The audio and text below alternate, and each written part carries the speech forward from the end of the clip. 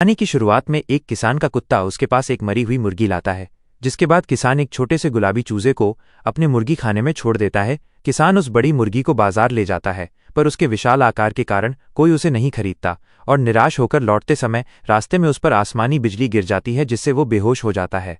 होश आने पर मुर्गी गायब मिलती है और गांव लौटने पर लोग उसे देखकर डर के मारे भागने लगते हैं।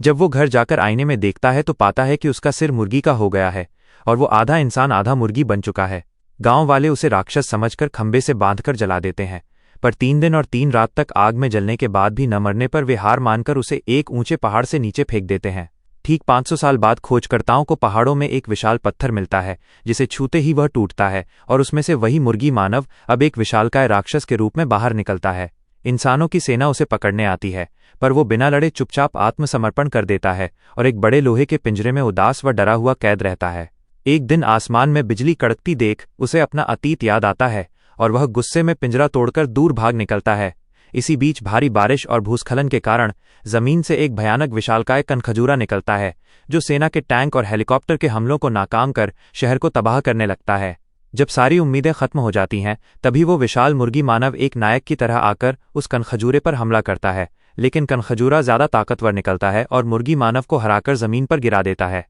निराश भीड़ में से एक लड़का आगे आकर उस बेहोश मुर्गी मानव के कान में कुछ कहता है, जिससे उसकी आंखें अचानक खुल जाती हैं और वो नए जोश के साथ उठकर कनखजूरे को बुरी तरह पीटते हुए उसे बीच से फाड़कर हमेशा के लिए खत्म कर देता है, यह शानदार संदेश देते हुए कि एक असली मर्द अपने शरीर या रूप से नहीं बल्कि अपने दिल और कर्मों से पहचाना जाता है। अंत में एक फ्लैशबैक से यह असली राज खुलता है कि 500 साल पहले जब किसान पर बिजली गिरी थी, तब वही गुलाबी मुर्गी चमकती रोशनी के साथ उसके बेहोश शरीर में समा गई थी और इसी तरह उन दोनों के शरीर और आत्मा के एक होने से इस अनोखे मुर्गी मानव का जन्म हुआ था।